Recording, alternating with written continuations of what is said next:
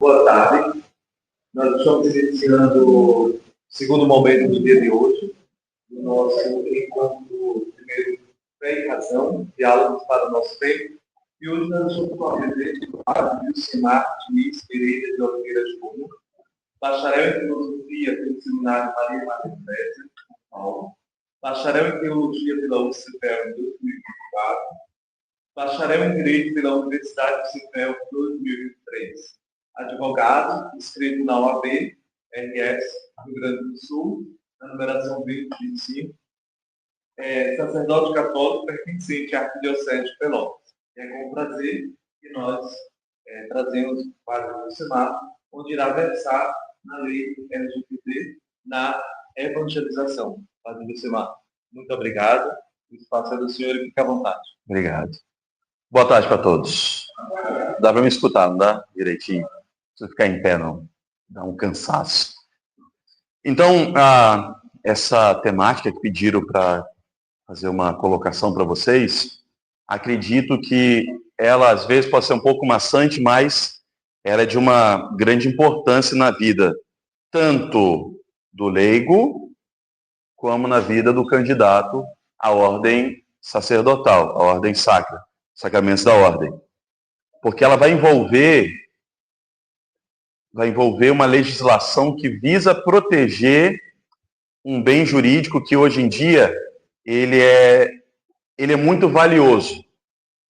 Ele é valioso tanto no seu bem pecuniário, no seu valor, que ele pode ter no mercado, como também aquele bem intrínseco para a pessoa, da sua própria dignidade, que é a relação nossa com os dados.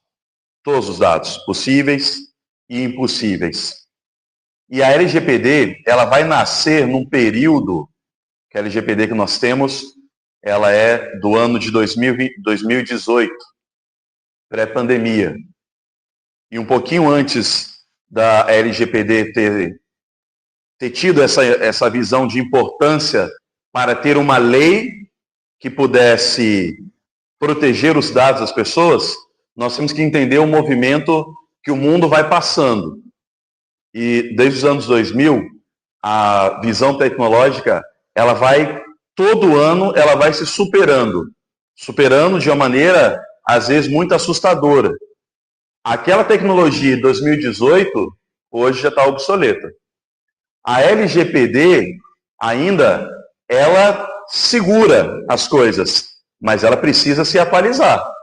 Tanto é que ela se atualizou num pedaço, que a gente chama hoje do chamado ECA virtual, porque isso nós não tínhamos. Ela não vislumbrava essa parte dos menores. Então, ela vai receber um acrescento. E sempre nas discussões. Vocês podem ver hoje a discussão que se tem a respeito das Big Techs. A LGPD não conseguiu pegar elas nesse ponto da questão da responsabilidade. Uma responsabilidade mais objetiva, porque muitas vezes ela fica subjetiva, sem aquilo que nós chamamos de direito de solidariedade. Eu vou na rede social, eu escrevo um texto, que esse texto ele é agressivo. Aquele que é responsável pela plataforma, que deixou o texto ser posto, ele entra como apenas um provedor. Ele não tem responsabilidade diante daquilo. E as palavras que são postas na rede social ou em outros ambientes virtuais, elas podem causar até mesmo a morte de uma pessoa. Só que isso é uma discussão muito profunda, de vários segmentos, de um lado e do outro. Mas não vamos entrar muito nesse caso. Mas lá em 2018, antes um pouquinho, 2 anos, um pouco, nós tivemos um grande escândalo mundial. Um escândalo de venda de dados. Tudo vai girar muito a respeito disso. Venda de dados. Hoje, o que é valioso para o mercado? É saber como nós nos comportamos. Se nós falamos alguma coisa perto do telefone, o telefone ele já vai começar a nos indicar algumas coisas que nós queremos. Só que nós não sabemos até onde o telefone escuta aquilo que nós falamos. Então, a proteção dos dados, ela vai entrar também, não apenas os dados que nós inserimos por nossa vontade, mas aqueles que são inseridos contra a nossa própria vontade. Eu tenho uma Alexa. Eu só sei que ela não vai escutar quando ela está desligada, da tomada. Ela tem um botão que desliga ela. Ela fica vermelha. Mas eu não sei até que ponto ela não está ali pegando dados da minha vida. O Instagram hoje, há poucas semanas, colocou uma coisa que é legal. Todo mundo fala assim, que legal. Mas, ao mesmo tempo, ela é perigosa. Que é você saber onde a pessoa está próximo de você. E isso, o direito, ele vai olhando isso a partir de uma visão muito crítica, sem fla-flu, sem Grenal. Porque às vezes vão nos passando certas informações, e essas informações chegam para nós com a opinião da pessoa ali. É como nós vemos discussões, né? Eu gosto muito de ver a CNN, tem lá chamado Grande Debate. É colocado ponto a ponto, mas de acordo com uma certa ideologia. Você tem duas ideologias hoje muito gritantes no Brasil. É de acordo com aquelas duas ideologias. Mas essas discussões, elas têm que ser esvaziadas da ideologia e vislumbrada apenas uma coisa, que é a dignidade da pessoa humana, que é o interesse da pessoa humana. E a igreja, ela vai também no campo dessa proteção. Então, a LGPD vai nascer após um grande escândalo, que foi da Cambridge Analytica. Era uma empresa muito grande de dados da Europa, e essa empresa vendia dados, vendia muitos dados dos europeus. E uma empresa que compra os dados, ela vai saber todo o seu comportamento, o que você gosta de fazer, o que você gosta de comprar, quais são os seus gostos, e o mercado vai fazer o quê? Vai oferecer aquilo que você quer, que determinado grupo quer. Então, hoje, os dados são caros. Você compra dados, são caros. No Brasil, nós tivemos vários, depois que aconteceu esse caso com a Cambridge, vários vazamentos de dados. Dados pessoais nossos, que nós achamos que é muito inocente, como uma senha no Facebook, o nosso perfil numa rede social, uma conversa despretensiosa ali com um amigo nosso, que nós vamos conversando através do próprio Messenger do Facebook. Então, esses dados no Brasil vazaram, e vazaram vários CPFs. E junto com o CPF, aquilo que cada um tinha de mais precioso, que são seus dados. Sua cor de seus olhos, cor do seu cabelo, o seu gosto, o gosto das roupas que você gosta, o sapato que você gosta, as músicas que você gosta de ouvir. Hoje, é só você parar para olhar. O Spotify agora teve o aniversário do Spotify, 20 anos. O Spotify resgatou a primeira música que eu escutei. Por quê? Tudo isso fica guardado. Sempre fica guardado. Nenhum dado é jogado fora. Porque até mesmo a primeira música que eu ouvi tinha um sentido para mim naquele momento. As músicas que eu escuto hoje têm um sentido para mim nesse momento.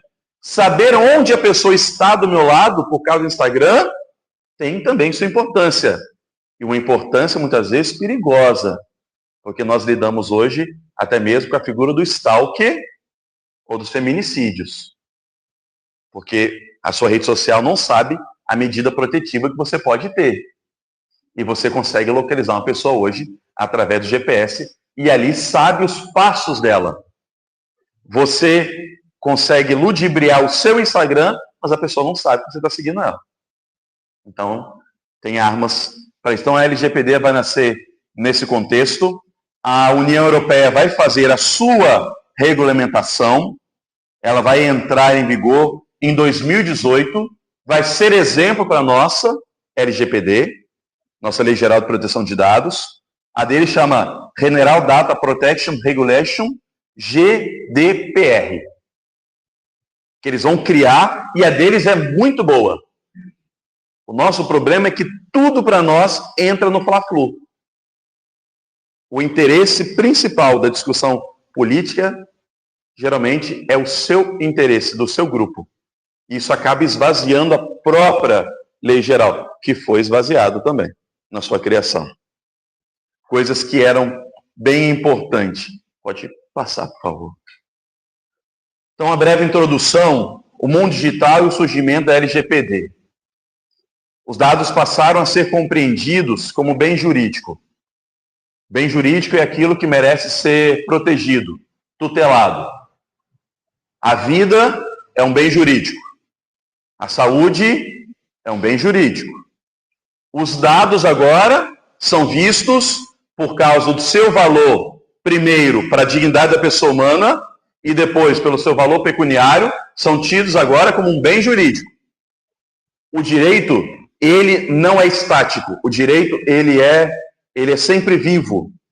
Ele vai se adequando com o tempo, com as coisas próprias daquele tempo. Há muitos anos atrás, um bem jurídico, que hoje não é mais um bem, não era uma coisa tão assim tutelada, nem existe praticamente isso, porque assim, vocês já ouviram falar do uso capião, né? E existia, a gente falava, quando a gente começa a estudar direito, porque as pessoas não sabem muito falar uso capião. O uso campeão. Quando chegava a parte do uso campeão, nós começamos a ver um bem jurídico que era tutelado e hoje não é, ele caiu, que é a linha telefônica. A linha telefônica era cara. Nem todo mundo podia ter linha telefônica. E a linha telefônica, ela podia sofrer uso capião. Você mudou de casa. Você foi para outra casa. Aquela linha ficou ali na sua casa, você não transmitiu. A pessoa está ali. Passou um tempo, ela fez uso capião da sua linha telefônica. Virava matéria até de direito sucessório. Entrava na herança. Quem ia herdar a linha telefônica. Porque era algo caro, custoso, possuía um valor pecuniário e um valor afetivo. Não, poxa, foi minha mãe que colocou a linha telefônica ali. Então, essa tutela hoje dos dados, ela vai crescer e vai se atualizar e vai se desenvolver a partir da importância dos dados na vida da pessoa e na vida do mercado também. Então, ela tem que ser protegida. A Lei Geral de Proteção de Dados é chamada Lei 13.709 de 2018. Ela vai nascer após aquela grande problemática com a empresa. E vai ser, depois, uma emenda constitucional. Emenda constitucional é uma coisa mais séria e difícil de ser votada. Ela precisa da grande maioria das duas casas para ser votada. Passa primeiro pelo Congresso, depois passa pelo Senado. Se ela sofrer modificação no Senado, volta para o Congresso. Ela é difícil. Emenda constitucional não é uma lei muito fácil de fazer, mas ela reconheceu, na 115 de 2022, reconheceu a proteção dos dados pessoais como um direito fundamental. Então, a proteção dos dados entrou no rol do artigo 5º da Constituição Federal. É um direito fundamental de todo brasileiro, para ter sua dignidade, a proteção dos seus dados. A Constituição já tinha uma coisa mais ou menos parecida, porque a nossa Constituição é de 88, ela é grande, ela é considerada extensa, uma Constituição extensa. Ela tinha lá no artigo 5º, no rol do artigo 5º, lá no número 12, ela trazia uma coisa mais ou menos que protegia assim, que era a respeito das cartas. O sigilo das correspondências, e depois o direito compreendeu esse sigilo da correspondência como o sigilo do próprio e-mail pessoal que se tinha. Então a Constituição trazia assim: é inviolável o sigilo da correspondência e das comunicações telegráficas, e dados e das comunicações telefônicas. Aí sempre no direito tem uma vírgula que traz uma exceção, salvo, no último caso, por ordem judicial. Nas hipóteses e na forma da lei, que a lei se vai descer para fins de investigação criminal ou instrução de processo processual penal. Só nesses casos. ou seja, só podia ser violado, e hoje em dia é a mesma coisa, é só você ver assim, o WhatsApp caiu. O WhatsApp caiu. Por que o WhatsApp caiu? Ordem judicial. Tem que ter um interesse, e principalmente por causa de um interesse criminal. Os dados, eles podem ser abertos pela justiça. Quando fala assim, a mensagem do WhatsApp é criptografada. Ninguém pode ler. Somente você e a pessoa que você enviou. Vocês acham que realmente é assim? Tem um caso de homicídio. Dois amigos. Um amigo matou o outro. Esses amigos sempre conversavam pelo WhatsApp. Ele foi lá e apagou o WhatsApp dele. A polícia pegou o celular, a polícia pediu uma ordem judicial para abrir o telefone dele, a justiça permitiu, a polícia civil viu que a conversa foi apagada. O que ela vai fazer? Pega um aplicativo que vai descriptografar a conversa e ver o que foi conversado. Há pouco tempo nós tivemos um caso grande desse aí, a respeito de um processo penal.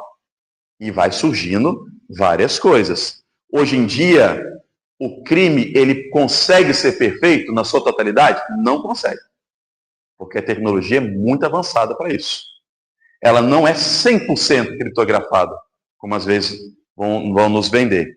Então, por uma ordem judicial, os dados no ordenamento jurídico brasileiro podem ser, sim, pegos.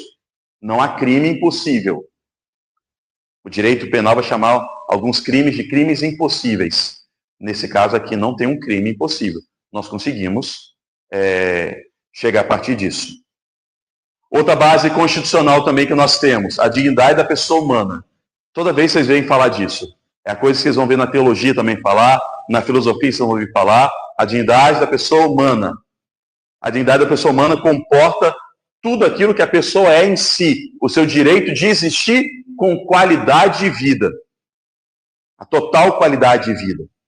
Agora, se perde essa qualidade de vida, a pessoa perde a sua dignidade total. Aqui eu trouxe para vocês apenas a Constituição Federal do Brasil. Mas existe um tratado internacional que é importantíssimo para nós, que é São José da Costa Rica, que ele vai trazer também ali a dignidade da pessoa humana. Até mesmo é o único tratado que traz a respeito do aborto como um crime. E isso viola a dignidade da pessoa humana. A nossa Constituição não traz esse. Mas como nós somos signatários do direito internacional e desse tratado, ela acaba sendo uma lei para nós infraconstitucional. E também vai versar depois sobre os dados. Então pode passar mais um, por favor. Aí, afinal de contas, o que é a LGPD?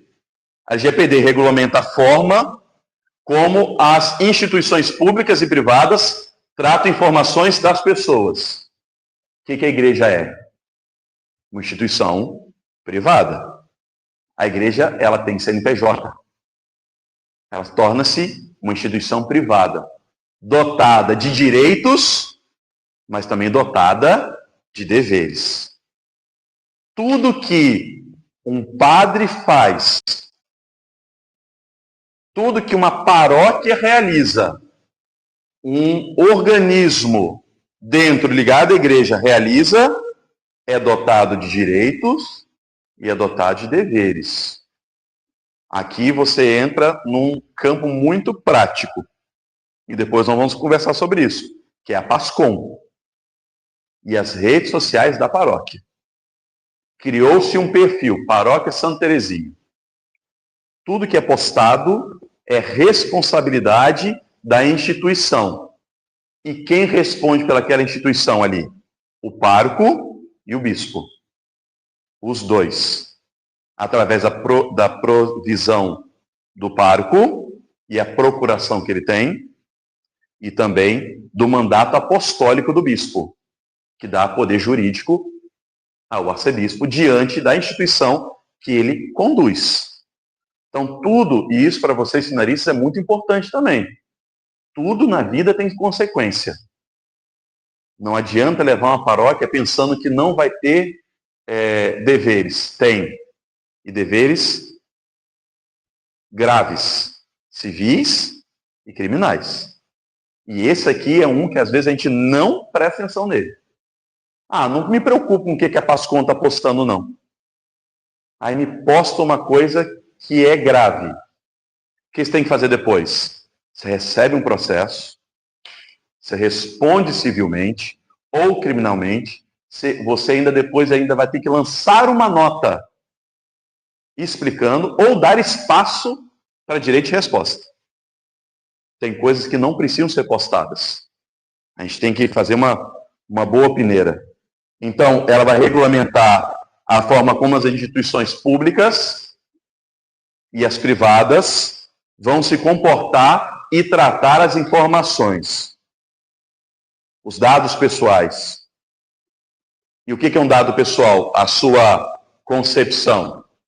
É qualquer informação capaz de identificar alguém. Padre Júnior, mas antipadre, o indivíduo, Vilcemar, 1,93 m, gosta de roupa assim, tem olhos escuros, o cabelo é curto, ele corta o cabelo em tal lugar, ele pagou de Pix em tal lugar, a movimentação financeira dele é isso, é aquilo, ele fez compras assim, assim, assim, ele deu o dízimo desse valor, aquele dízimo, se ele quiser descontar e levar para o seu contador para entrar como um pagamento seu, ele vai na paróquia, ele vai te pedir toda a contribuição dele para ele levar para o contador dele. Então, tudo isso leva a compreender uma pessoa em si, na sua totalidade e também na sua individualidade. E isso, para uma empresa, é importante. Muito importante. Como que uma marca de camisa vai fazer sua nova produção? Uma marca de camisa não. Uma coisa muito simples. A Coca-Cola. Como que a Coca-Cola se comporta no mercado hoje? A Coca-Cola nossa aqui do Rio Grande do Sul, ela estava sendo envasada no Uruguai. O gosto dela é diferente da Coca-Cola do Sudeste. Porque ela tem outro gosto. Gostamos de mais gás. Já no Centro-Oeste, é outro gosto. Porque é um outro povo. E o Nordeste é outro. Então, o que o mercado faz?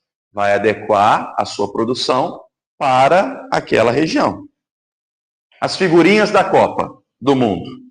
Coisa muito prática hoje. Tais cidades compram mais. Porque tem mais criança e pessoas de meia idade. Então, vamos enviar mais figurinhas para aquela cidade.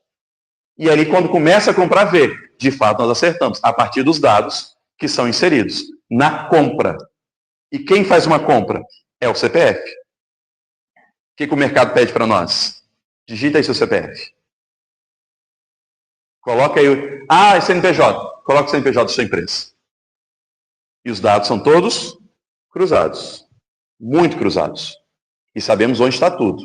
A LGPD, ela faz o quê? Que esses dados não sejam vendidos, mas sim protegidos. Porque nós não autorizamos. Dados sensíveis. Isso entra também. Não é? Questão de dados. Nome, telefone, CPF, endereço, fotografia, imagem, vídeo que vocês mandam para outra pessoa, foto que vocês mandam para outra pessoa, foto que nós postamos na rede social. Você coloca a foto, uma musiquinha, o lugar onde você está, onde você anda, seu telefone, o GPS vai te buscando, você passa de uma torre celular para outra. A polícia acha um criminoso, muitas vezes, pela torre de telefone. Aconteceu um crime lá no Laranjal. Mas eu não estava lá. Mas o que seu telefone estava fazendo ali? A torre de telefone indica que você estava naquele território próximo do raio onde foi o crime. Os dados são cruzados. Todos os dados são cruzados. Dados sensíveis.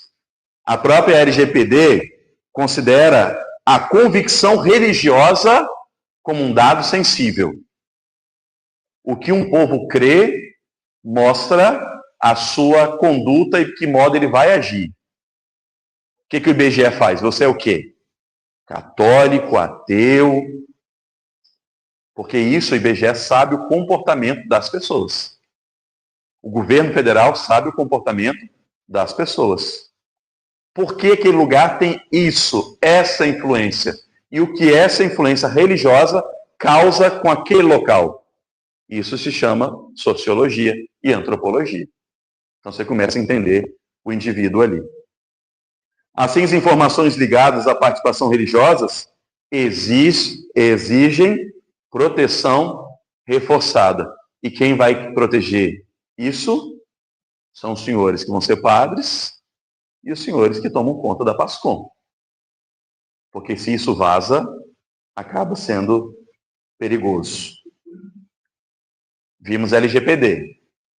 Agora nós vamos ver o que a LGPD causa e o que ela traz de igualdade e que se mistura com a igreja. Primeiro, a sua missão evangelizadora. Jesus evangelizava através do quê? Relações pessoais. Jesus fazia e tinha muitas relações pessoais. No encontro que nós fomos dos padres, ano passado, lá no Secrei, era Padre Novo, eu sou Padre Novo ainda. Esqueço às vezes. Lá no Secrei falou assim, comunicar é evangelizar. O jeito como você comunica, você evangeliza.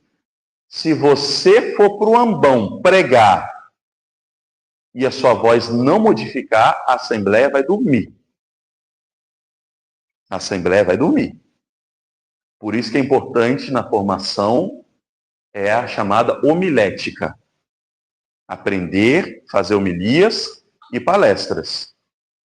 Se você faz uma palestra para alguém com as mãos para trás, o seu corpo já mostra que você está com insegurança. E as pessoas começam a não dar muita atenção para você. Se na sua homilia você não tem um princípio, um meio, um fim, e você não sabe aonde você quer chegar, as pessoas vão começar. Você pode falar 10 minutos, mas você vai perder a atenção deles. E quando você perde a atenção da Assembleia, recuperar é difícil. E as missas vão fazendo o quê? Sempre caindo. Vão sempre cair. Tudo isso é evangelização. Parte daquilo que Jesus pediu para nós. Ide e fazei discípulos todas as nações. Mas como que nós fazemos discípulos? Pregando. Levando a boa nova. Como que os apóstolos, os discípulos de Cristo e seus sucessores mantiveram viva a fé através da comunicação escrita, a Sagrada Escritura. Era a maneira daquele tempo de se levar a palavra de Deus. Levou-se e hoje nós temos. E qual que é a maneira de hoje nós fazemos isso? Inseridos no meio social, tanto nas redes sociais, como na pregação no ambão, ou da nossa relação interpessoal. Visitar as casas, visitar as famílias, ir nos grupos, tudo isso é relação. Tudo isso é missão da igreja. Tudo isso envolve dados. Porque você se abre e a pessoa se abre para você. Se abre bastante para você. Os meios de comunicação, isso é muito bonito. São João Paulo II falou isso esqueci de colocar a data aqui. Eu acho que foi em 88. Redemptores Missio. Os meios de comunicação constituem novos aerópagos para o anúncio do Evangelho. Não tinha Facebook. E São João Paulo II já colocou os novos aerópagos para o anúncio do Evangelho. Os meios de comunicação. O que estava forte naquele tempo? Televisão. Rádio. O que o Padre Marcelo Rossi fez? Foi dançar os animaizinhos domingo à tarde. E o povo gostou. E segurou muita gente. Porque começaram a olhar a igreja de maneira diferente. Olha, a igreja está na televisão, num domingo legal de tarde. ele comunicava.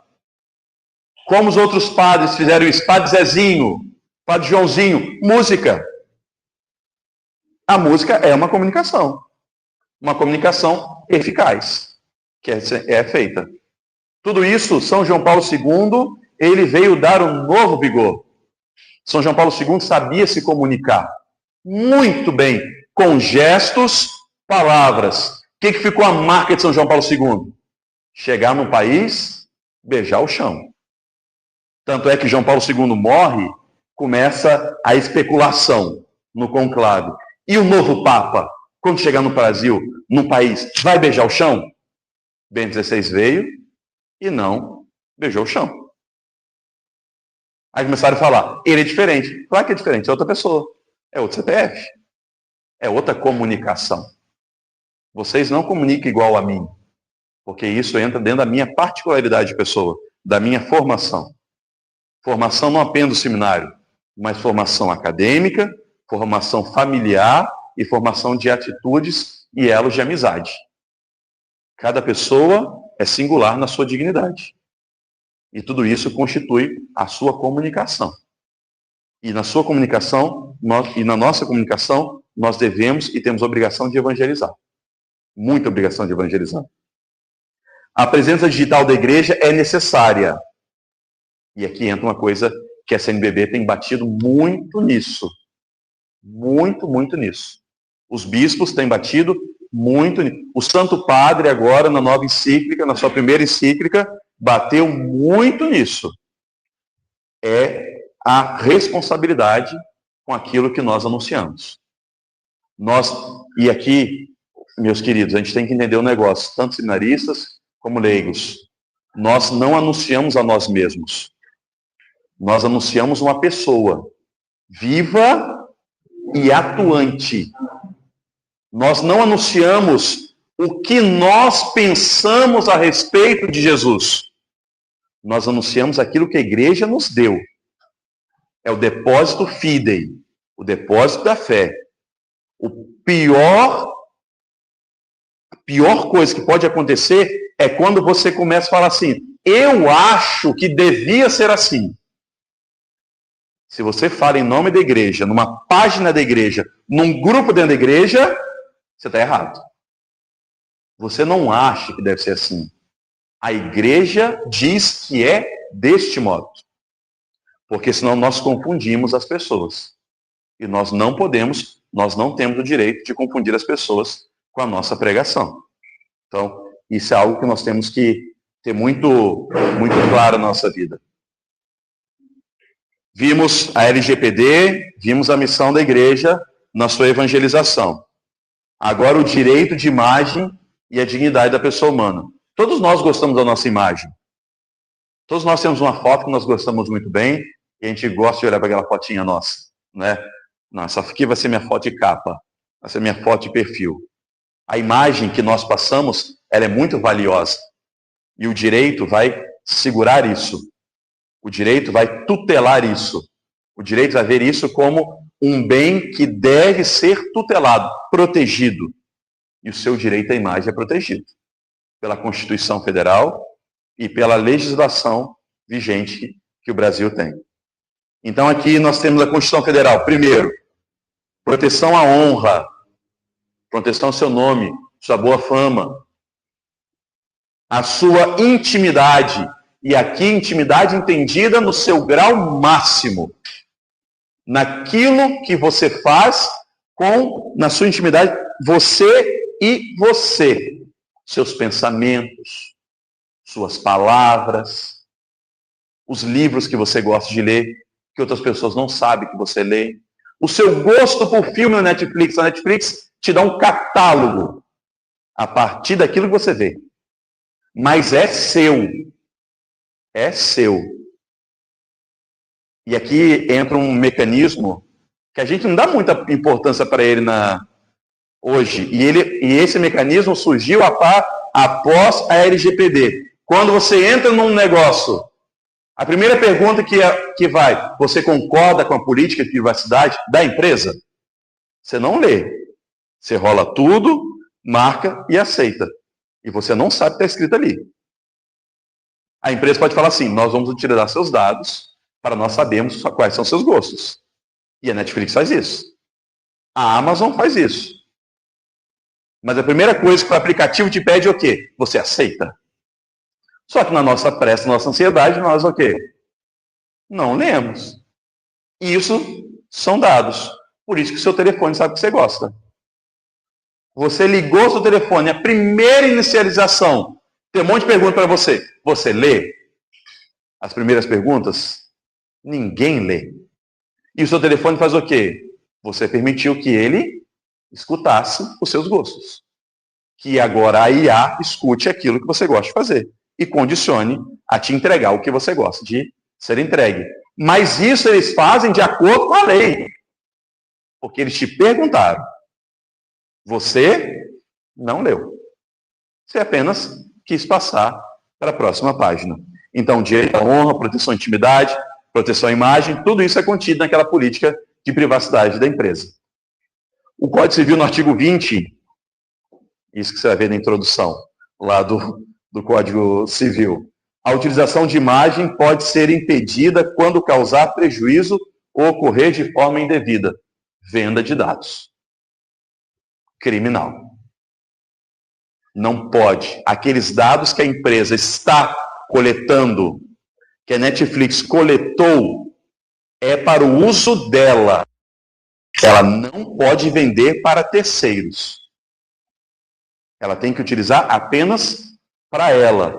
Quando isso aqui acontece, foi o que aconteceu lá atrás, o vazamento de dados.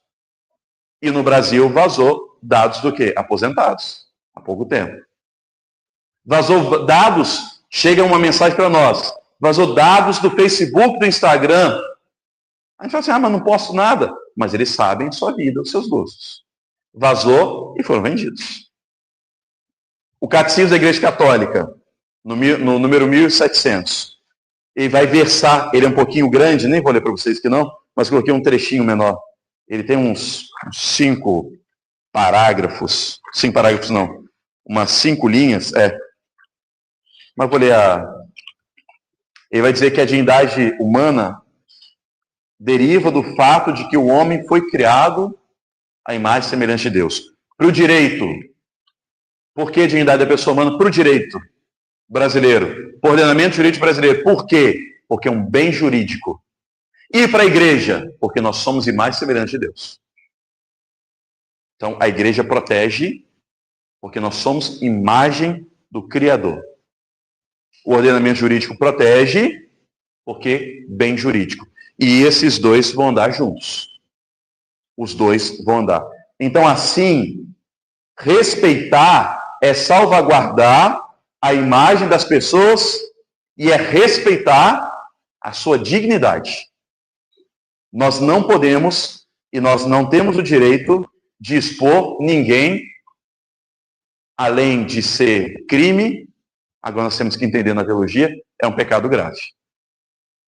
É um pecado que leva muitas vezes à confissão. 5º mandamento, não matar. Não matar não é apenas com a faca, mas é com a língua também. A fofoca, a maledicência, não levantar falso testemunho. Falso testemunho é crime. E falso testemunho ainda está no decálogo dos 10 mandamentos. Mas o que Jesus, quando é perguntado qual o maior dos mandamentos, o que Jesus afirma? Para nós, antes de falar qualquer coisa. Fala, ouve Israel.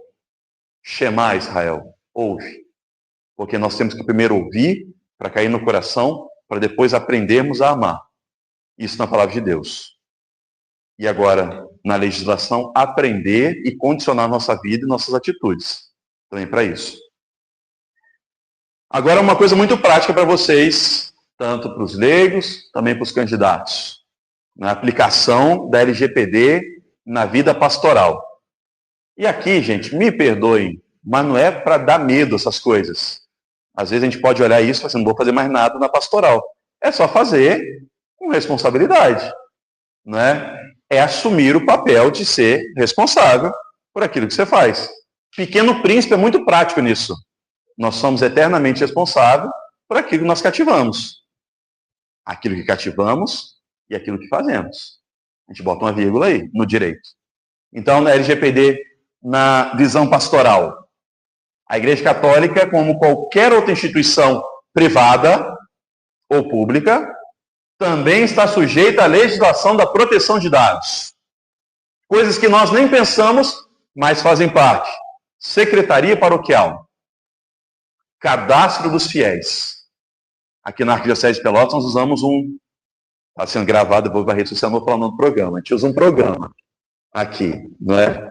Esse programa, o que a gente tem que fazer com ele? Alimentar o programa. Chegou um dizimista novo. O que você faz? Você não dá só envelope, você faz a ficha. Você lança no programa. E o que acontece hoje? Você não pode mais apagar o nome da pessoa do programa. Antigamente nós podíamos apagar, deletava a pessoa. Agora ela é apenas inativa. Você coloca lá, mudou-se. Olha como se alimenta o programa. Mudou-se, casou-se ou morreu. E é responsabilidade de quem? Salvaguardar isso aí. Das pessoas que trabalham ali, principalmente do padre. Responsável jurídico pelaquela instituição. Por isso que a secretaria paroquial, ela é um lugar de sigilo. Quem deve trabalhar na secretaria paroquial? Pessoas discretas e sigilosas, que saibam guardar sigilo, do mesmo meio que vocês também vão ser convidados a guardar. E Deus, para nós que somos padres, né, Patacísio? Deus dá uma graça muito grande, que é igual Jesus, memória curta. Graças a Deus, né? A pessoa fala assim, padre, eu confessei que o senhor da outra vez, só lembro. Graças a Deus não lembro. Não lembro nem os meus, quanto mais os dos outros. E esse sigilo, ele deve tomar conta do nosso coração. Vivermos sem peso. Alguns vão pesar para a gente algum dia por uma dor que a pessoa tem. Porque nós também, nós padres, nós não somos frios. Certas coisas nos pesam. Porque é um sofrimento para a pessoa. Para a pessoa. E um coração de pastor é o quê? É aquele que compadece, que tem os mesmos sentimentos de Cristo. E Jesus, a primeira coisa que Jesus teve foi compaixão. Ter a compaixão. Mas saber guardar aquele sigilo, e na outra confissão você nem pode citar isso. A pessoa é que tem que suscitar isso para você. Então, a secretaria paroquial, ela deve ser um lugar de sigilo, não é um lugar de algazarra, é um lugar de trabalho. Trabalho sério. Sério, porque lida com a vida das pessoas. Os dados dos fiéis, certidões. Uma certidão de casamento dada errada faz um estrago. Faz um estrago. A pessoa já casou na sua paróquia. Ela vai e te pede uma certidão de casamento. Se ela já casou, já foi notificado no sistema e no livro de que ela casou. Se você dá para ela uma certidão para ela poder casar de novo, ela pode, em outro lugar, contrair matrimônio também no civil. E aí você cria um problema canônico e um problema civil. E se tiver outra coisa, a responsabilidade criminal. Vai que ela matou o outro cônjuge. Tudo isso vira uma bola de neve. Por isso que nós temos que ser atentos a tudo que acontece. Certidão, lista de dizimistas. Fulano de tal deu R$1.000. Uma coisa que tem que haver, não é para ler o nome da pessoa. Tem que cuidar da pastoral do dízimo. Porque senão vai falar, fulano de tal dá isso, ciclano dá isso, beltrano dá isso. Vamos ficar de olho nele. Se ele sumir, nós temos que correr atrás dele, por causa do dinheiro dele. E isso é perigoso. Porque quando entra dinheiro, mexe com o coração, principalmente se for um lugar carente. Então, mexe. Ou se não for um lugar carente, é soberba. Entra, se achar melhor. Então, ali, catequese. Catequese entrou agora numa questão, caso do ECA virtual, o ECA infantil, entrou numa questão bem delicada. Dados de crianças, telefone dos responsáveis, informações médicas, informação familiar.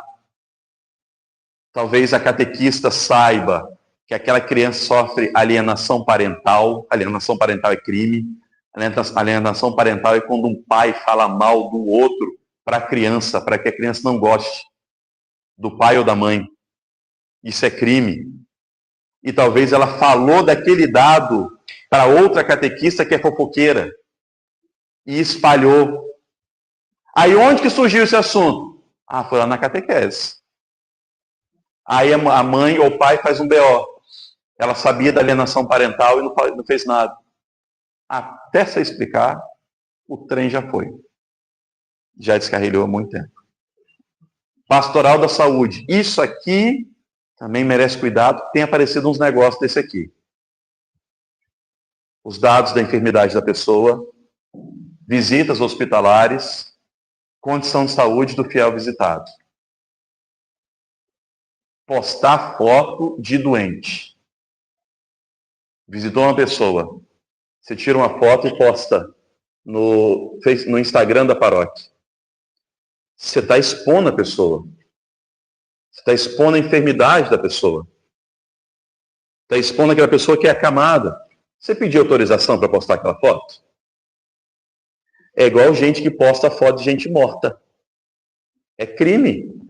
É vilipêndio ao cadáver. Crime. Às vezes você não sabe, mas você está vilipendiando um cadáver. Até o cadáver tem direitos. O corpo, os restos mortais, são dotados de direitos. E o direito dele é assegurado de não ser vilipendiado. Então esse negócio de visitar doente e postar foto depois na paróquia, não faz isso. Ou mandar no grupo da paróquia. O grupo da paróquia tem 100 pessoas. Você visitou fulano de tal. Só escreve, visitei fulano de tal. Agora, postar foto da pessoa com sonda, soro, fralda, tudo isso a gente tira a dignidade da pessoa. E é grave. Pode ser que o filho seja da paróquia, mas algum parente vai sentir lesado no direito. Que se for idoso, tem o estatuto do idoso, que vem proteger. Vem proteger. Então, a gente tem que saber que todas as nossas atitudes, elas são dotadas de deveres. Tem um caso agora no direito que eu gostei da palavra. O juiz, ele foi categórico, mas ele foi assim, ele deu uma sova que tinha que ter dado. Foi um menino que, numa briga, por causa de um chiclete, deu um soco no outro, num adolescente, esse já tinha 19, deu um soco no adolescente, o adolescente caiu, deu traumatismo craniano grave, foi para o hospital, morreu no hospital. Crime continuado. O crime só termina depois, porque assim, você está ali, o processo penal vai começar de um jeito, lesão grave. A pessoa agravou, tentativa de homicídio. A pessoa morreu, mudou de novo. Homicídio doloso. E esse foi homicídio doloso por motivo fútil, que é uma agravante. Aumenta. O juiz falou na sentença, quando ele proferiu a sentença e foi condenatória, ele foi para júri. Ele foi para júri popular. Porque crimes contra a vida vão para sempre cair em júri, se forem dolosos. E ali entrou, o juiz falou assim, 15 segundos. Se vocês tivessem pensado 15 segundos, o resultado não seria esse. Se você tivesse parado, que era um grupo, se vocês tivessem parado para respirar e pensar, não seria isso. Nós não estaríamos aqui. O juiz ainda foi muito claro. Nós não estaríamos aqui, passando por isso. Dor para vocês, para a família de vocês e a família daquele que perdeu. 15 segundos é o tempo, meus irmãos. Você está escrevendo a mensagem para postar no grupo da paróquia. Para e pensa, eu preciso postar aquele troço? Para que eu vou postar a foto de uma pessoa ali? Com uma criança, com um idoso, com um doente, ou de um acidente. Acontece um acidente aqui em Pelotas, a primeira coisa que vem não é gente prestar socorro, é gente pegando o telefone, porque quer ser o primeiro a postar. Aí aparece o rosto, ou aparece alguma coisa daquele que sofreu o acidente. Aí entra a responsabilidade. Então isso a gente tem que ter uma noção muito prática na prática disso na nossa vida pastoral. Todos nós temos que ter isso. Redes sociais da paróquia, responsabilidade de fotos, vídeos e transmissões ao vivo. Total responsabilidade naquilo que é postado. E quem tem que condicionar isso, o primeiro é o padre. Tem que passar pelo padre. A Natália lá da Santa Terezinha. Nada é postado na paróquia sem eu aprovar. Não é porque eu sou centralizador. É porque pode ter alguma responsabilidade e quem responde sou eu. Sempre quem vai responder sou eu. Pode ser vexatório. Pode ser um vídeo em que um coroinha fez uma dancinha lá, mas os comentários estão detonando ele. Teve uma postagem nossa que nós tivemos que fechar os comentários nossos, que estava demais. De uma missa. E eram comentários horrorosos. Então, fecha os comentários. Ou nós vamos apagar isso aí. Então, essas coisas, nós temos que ter muita cautela no que nós postamos e como nós postamos.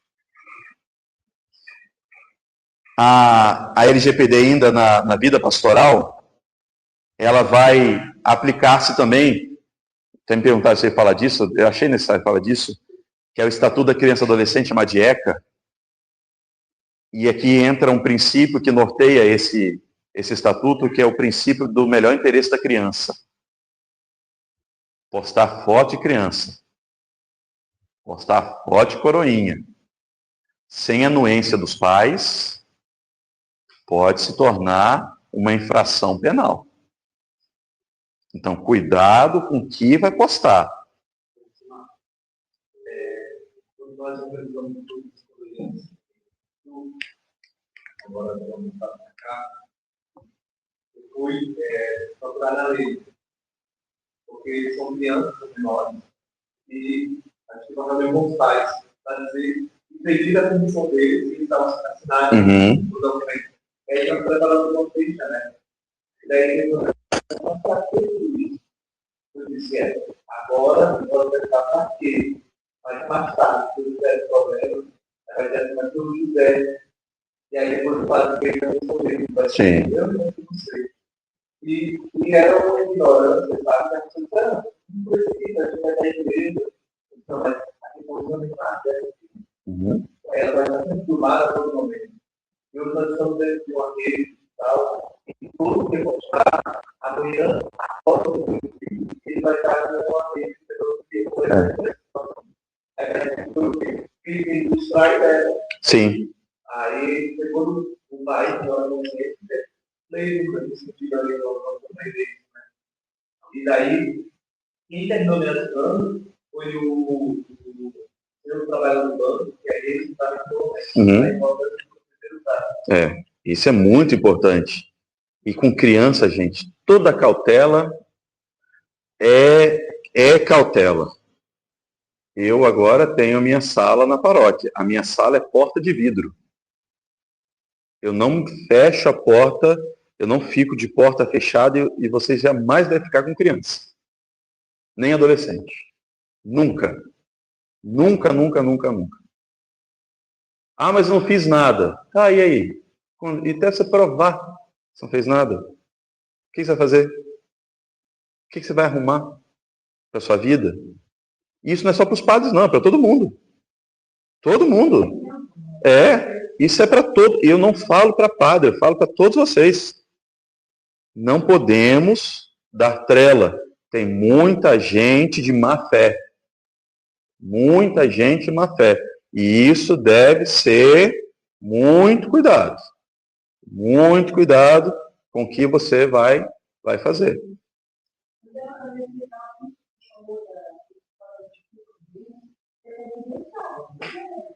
Mas aquela ficha é confidencial. Quando que a ficha se torna confidencial? Quando vai para a secretaria paroquial. Não é para ficar com o coordenador. Essas coisas... Não, mas ela tem que ficar arquivada no lugar. Porque se você sai, a ficha se perde. Aonde que a ficha está? Mas lá em cima está escrito: paróquia tal, tal, tal. Um documento perdeu na rua. Hã? Por isso, secretaria paroquial. Nós não temos o direito de guardar nada em casa. É igual dinheiro de comunidade, dinheiro de capela. Conta da paróquia. Não é na casa do fiel.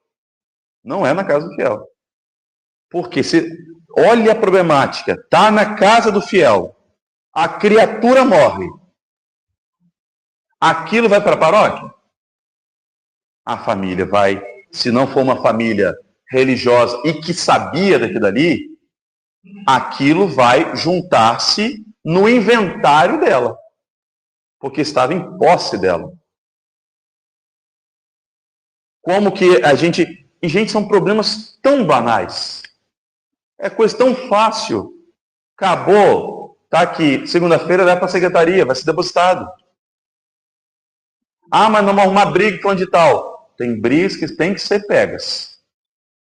Tem brigas que nós temos que entrar. Se não quer entrar, não seja padre. Não é? Não seja padre. Não é? Mas eu não quero ter esse dissabor com fulano de tal. Não vão ter dissabor no trânsito. Por causa de uma seta. Não é? Viver é ser responsável. Viver é ser responsável. Então, são coisas assim. Tudo que tem de dados tem de estar no lugar onde é protegido. Secretaria paroquial. Não em outro lugar.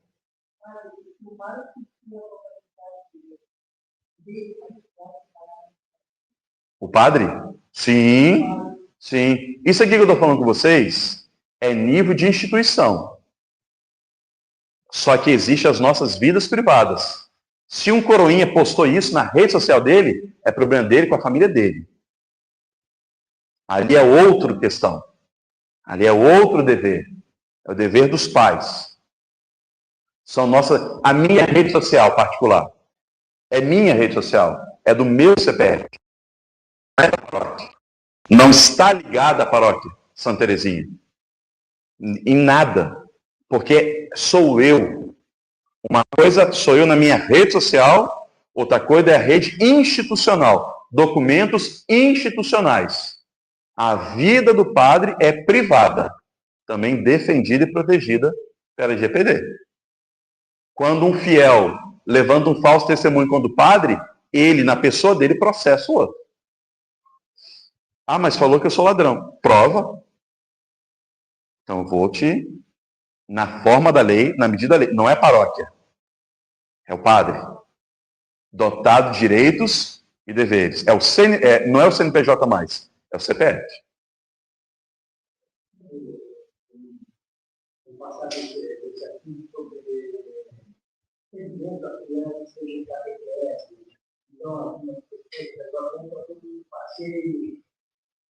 Além de se cuidar de fazer bastante, pela televisão, mais do que sim. Tem que ter adulto. Sim. Falar que na tua porta tem que aberta. Mas se eu tenho uma reunião, tem várias crianças, além dele, tem que ter outro adulto, dependendo da quantidade de dois. Não é tudo uma. Não, vários adultos. A ficha de autorização dos pais, a hora de sair, a hora de chegar. E o pai ali. Nunca deixar uma criança sozinha.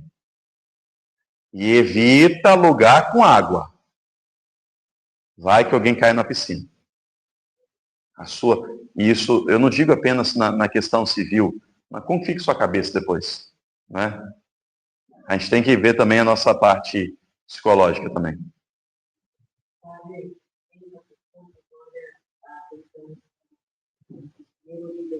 Sim.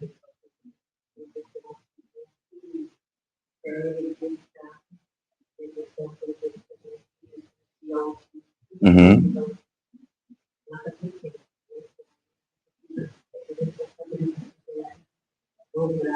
Sim, se é uma catequese para neurodivergentes, você tem que colocar ali, mas a pessoa não é especializada. Você coloca uma pessoa paciente, amorosa, e não uma pessoa apenas. 3 pessoas, não é? Num ambiente seguro para as crianças. Totalmente seguro. Não só para criança, mas aqui entre adultos também. Que a neurodivergência é a vida inteira. Então, tudo isso é tido e colocado de muita responsabilidade. Não é uma coisa que é decidida da noite para o dia. É decidida e pensada. E é depois aplicada. A gente não pode tomar atitudes da noite para o dia. Porque, eu quero começar aquela turma de catequese amanhã. Não. Primeiro tem que procurar a pessoa, sentar com a pessoa, sentar com os pais daquela criança, das crianças, né? Ver, né, o comportamento e aí sim construir como vai ser aquele andar catequético com a criança neurodivergente ou com o adulto neurodivergente, né? Não só isso também, uma realidade que nós temos ainda em Pelotas, são pessoas analfabetas, né? Como você vai defender uma pessoa que não sabe ler e escrever? Tá chegando a hora, deixa eu passar, vamos embora. Tá. Boas práticas pastorais. Isso na medida do possível. Solicitar autorização de uso de imagem. Coletar apenas dados necessários. Não pega dado que não precisa. Se não precisa, não é para pegar. Não seja tão curioso. Deixa a curiosidade para depois. Proteger arquivos físicos e digitais no computador sigiloso da paróquia. Capacitar agentes, né, na questão dos neurodivergentes, capacitar agentes. Capacitar a própria PASCOM, sentar com a PASCOM e falar assim, assim, assim. Botei até em negrito, ter prudência nas redes sociais, principalmente. Respeitar a privacidade das crianças e das pessoas vulneráveis. Aqui nesse ter prudência nas redes sociais, agora eu digo isso para os seminaristas e para mim, padre. Tudo bem, o meu CPF, ele é um CPF que não é um CNPJ da Mitra Arquidiocesana ou da Mitra Diocesana. Mas o que eu faço respinga no CNPJ. O que eu posto respinga. Não posso que está sendo gravado. Vamos embora. Respeitar a privacidade. Não posso dar caso concreto. Respeitar a privacidade das crianças e das pessoas vulneráveis. E aqui entra os neurodivergentes também. Isso aqui é uma mensagem que é muito ideal que tem em toda a paróquia. Que é aquela mensagem que está sendo do seu uso de imagem. A pessoa olhou, o Padre Arnaldo sabe muito bem disso, né, Padre Arnaldo? Que é aquela mensagem que a PASCOM usa sobre as gravações e fotos. Isso é bom se ter na paróquia e na PASCOM e na rede social da paróquia postado ali. Se a pessoa não quiser, ela vai lá na secretaria paroquial e comunica que ela não quer aparecer em nada, e aí você tem que conversar com alguém da PASCOM para que evite aquela pessoa em qualquer coisa.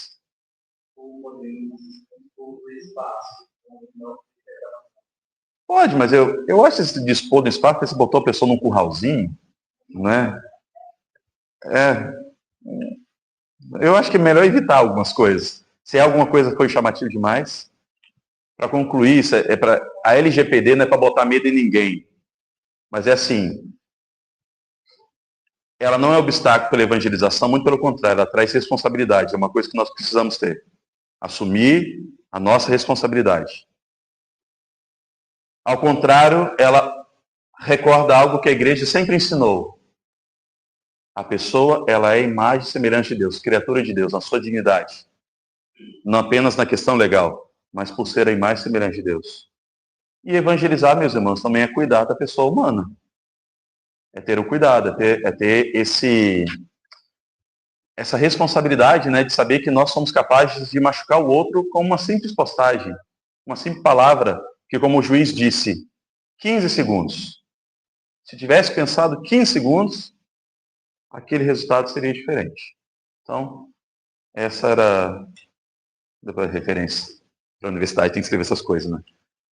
Então, obrigado pela atenção de vocês, tá bom?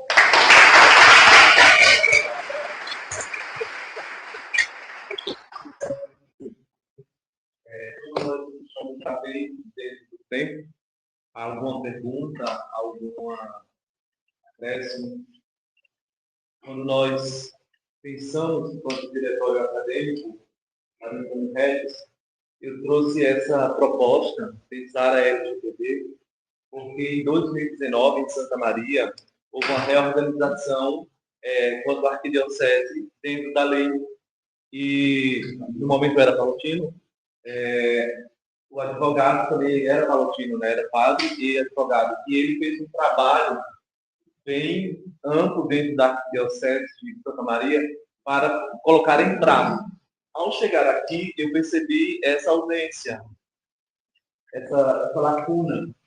E acho importante para nós que estamos nesse caminho, para os leigos, porque eu fui encontrando na caminhada da arquidiocese, nas comunidades, que falta esse conhecimento, esse entendimento, falta esse preparo. Né? Aí eu disse assim, esse é o momento da gente poder colocar e trazer para nós, e até um despertar. A gente às vezes pensa em tudo, mas não pensa no que também é fundamental quanto à lei, para o nosso cuidado do outro, para a pastoral, e quanto é importante. São luzes, né, que o Padre Vilcimar traz para nós, para que a gente possa aprofundar. Né? Então, hoje, no meu espaço de pastoral em Campo Sul, eu procuro sempre trabalhar compreendendo a lei, o padre, o espaço, a criança, como eu trabalho mais com ela, né? A criança, a família. E quanto a gente encontra também, às vezes, assim, teve um padre que disse assim, não, agora não vai fazer mais nada. Não, vai fazer tudo. Então, vai fazer tudo de uma forma correta. Eu acho de uma forma responsável. Muito responsável. A lei brasileira, a lei de qualquer lugar, tanto a lei canônica, até os 10 mandamentos, eles não vêm para nos frear. Eles vêm para nos impedir de cometermos até burrices bestas, atitudes muito infantis. Por que a gente tem uma legislação não matar? Que é óbvio, mas continuam fazendo não matar. Por motivo fútil, torpe. Ela vem para nos condicionar para que nós consigamos respeitar o limite do outro.